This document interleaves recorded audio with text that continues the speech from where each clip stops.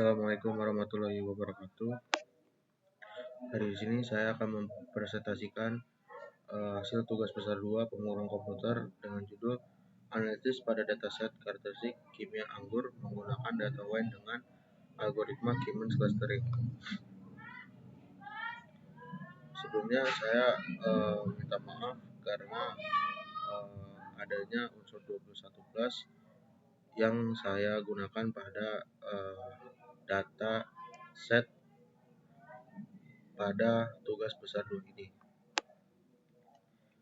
Yang pertama ada daftar isi, yaitu tentang library Jupyter Notebook, library Pandas, library NumPy, library Scikit-learn atau Sklearn. Terus yang selanjutnya ada library Matplotlib. Terus di sini saya algoritmanya menggunakan K-means. Selanjutnya ada kesimpulan.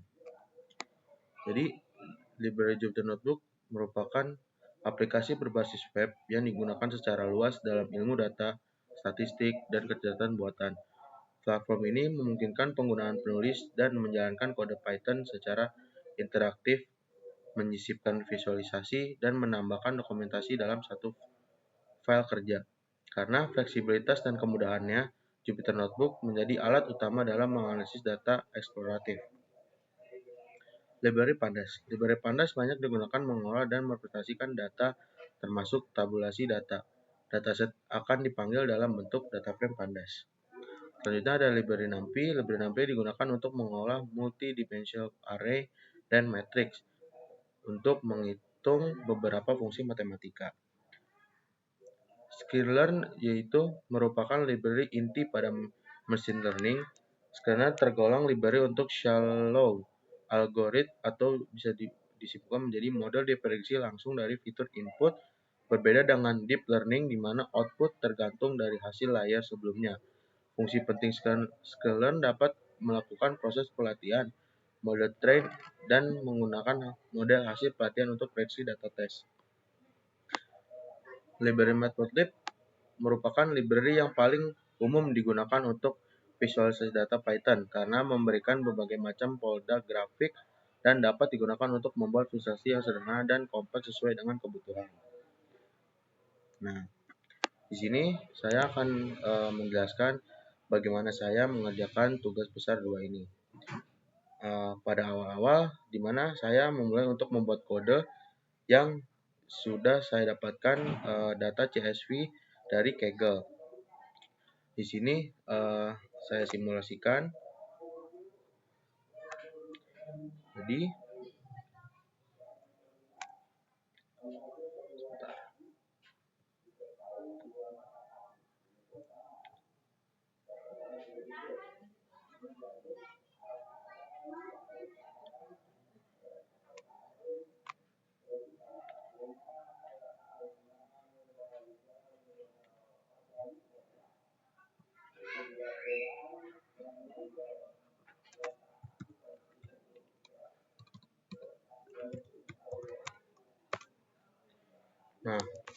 Jadi di sini saya menggunakan database pada di kolom PK2. Nah, di sini saya sudah membuat database-nya dan saya membuat table dengan judul wine clustering, di mana saya bisa dilihat sini strukturnya. Ini adalah table-table dari dataset yang saya ambil dari Kaggle yang judul wine clustering. Oke, lanjut. Di sini saya mengaplikasikan dataset ke database-nya. Importnya itu dengan menggunakan Jupyter Notebook pada Anaconda. Di sini database-nya saya menggunakan PK2. Insert table wine listing-nya dengan judul wine clustering. Ini kalau saya mengaplikasikan pada Jupyter Notebook seperti ini. Sini data berhasil diinsert ke database MySQL.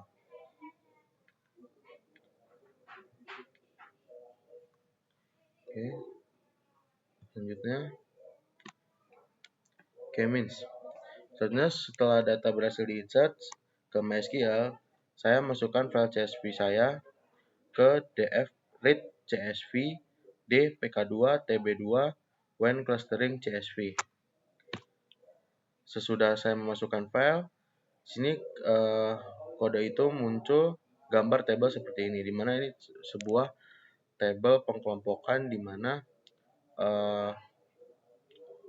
saya menganalisa tentang apa saja kandungan kimia pada suatu minuman alkohol dari wine. Situ ada beberapa pengklasteran atau nama-namanya. Ada malic acid, ash, S-alketeknik, magnesium, total phenols, flavonoids, non-flavonoids, protoconins, color intensin, hue, OD280 dan proline. Selanjutnya saya sini kode saya seperti describe. df describe itu merupakan analisis dari visualisasi data. Nah, setelah saya memasukkan df describe ini, muncul tabel yang dalam ringkasan sudah tertulis sebagai pilihan yang sudah saya ringkas.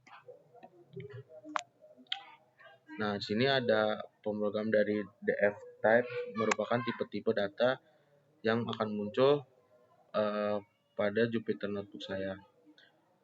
Di sini alkohol menggunakan float, malic acid float, ash itu float, S-alkenik itu float, magnesium integer, total phenol itu pakai float, dan proline dan selebihnya float kecuali hanya magnesium dan proline yang integer. Oke, selanjutnya ini ada kode mencari nilai X, dan ya di sini saya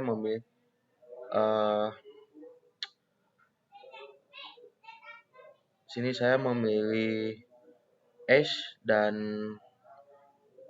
alkohol, dan X-nya itu di Y dan kon Y-nya itu pada di tabel yang merupakan ininya alkohol. Setelah saya mencari file X dan Y, di sini saya bisa memasukkan beberapa tipe data. Di sini saya memasukkan model years in tempat dan beberapa merupakan inan kolom ash, magnesium dan proline. Bisa dilihat di sini. Dan ini gambar-gambar dari tiga tipe data yang saya pilih tadi. Selanjutnya ada kode, ini adalah merupakan kode mencari kolom numerik dari data tipe yang tadi. Dan di samping adalah contoh nilai outputnya. Di kode transform ini kita akan menghapus kolom ash dan alkohol di data frame df agar tidak ikut dalam proses analisa.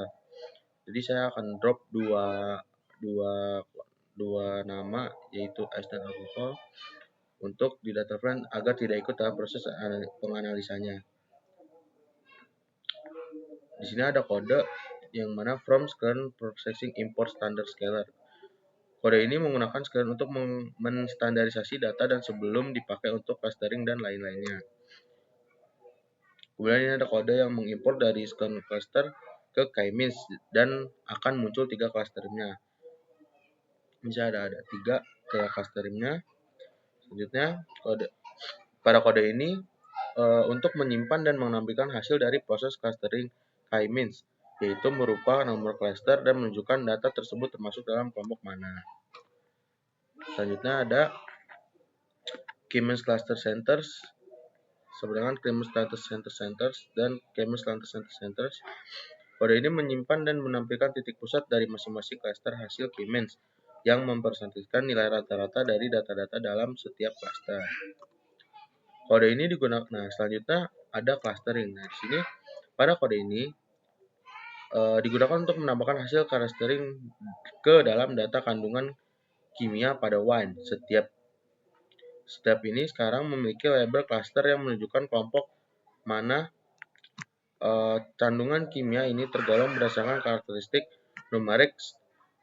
Pada 10 data pertama ditampilkan untuk melihat hasilnya secara langsung.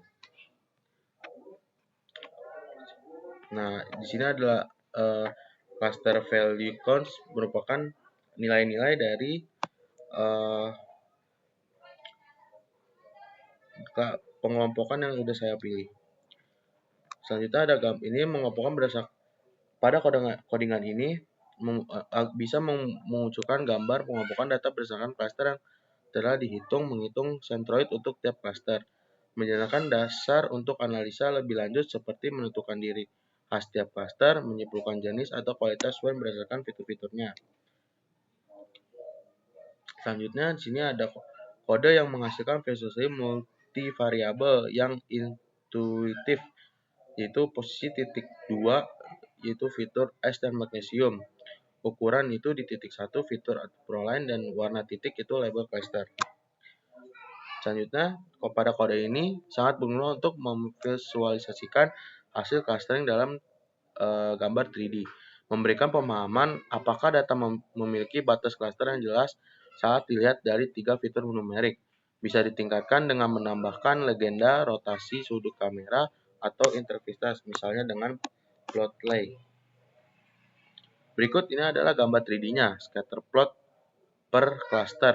Di gambar ini seharusnya muncul 3 warna, merah, biru, hijau. Namun di sini saya cuma muncul warna merah dan biru. Tapi saya sudah memanggilnya untuk keluar yang warna hijaunya, tapi sampai detik ini saya juga tidak bisa mengeluarkannya. Jadi kesimpulannya, dataset ini berisi 178 sampel wine, masing-masing memiliki 13 atribut numerik, kimia, dan sensorik, antara lain kandungan kimia, seperti alkohol, malic acid, ash anthony, magnesium, total panels, performance, dan lain-lain. Properti sensor, color insensitive W, OD280, dan proline. Berikut ada beberapa insight statistik dari data. Jadi kadar alkohol rata-rata sekitar 13,00%, kadar flavonoid tertinggi mencapai 5,08. Rentang besar pada fitur proline yaitu 278 hingga 1680, yang menunjukkan variabilitas besar dan bisa menjadi fitur penting dalam klasifikasi berdasarkan kode-kode sebelumnya yang saya tampilkan. Dataset ini digunakan untuk mengelompokkan clustering wine ke dalam beberapa cluster berdasarkan kemiripan nilai fitur. Cluster kemudian dianalisa berdasarkan rata-rata fitur controid. Selanjutnya, scatter plot 2D dan 3D digunakan untuk memvisualisasikan distribusi cluster berdasarkan fitur penting seperti ash, magnesium, dan proline. Data wine memiliki struktur cluster yang berdasarkan fitur kimia dan sensorik yang terlihat dari perbedaan centroid antara cluster. Fitur-fitur seperti proline, polometer, color itu beberapa penting dalam membedakan cluster. Visualisasi scatter 2D dan 3D membantu menunjukkan bahwa beberapa cluster dapat dipisahkan secara visual, terutama jika fitur yang dipilih memiliki variasi tinggi antara cluster. Nilai rata-rata setiap fitur cluster memberikan profil khas masing-masing cluster. Misalnya, satu cluster memungkinkan mewakili WAN berkualitas tinggi, seperti nilai proline tinggi atau panel tinggi. Cluster dan lain bisa mewakili wine dengan kandungan fenol rendah dan kadar alkohol yang moderat. Ini ada data saya. Oke, sekian, terima kasih hasil presentasi dari saya. Mohon maaf bila ada salah kata atau pembawaannya sedikit terbata-bata. Terima kasih. Assalamualaikum warahmatullahi wabarakatuh.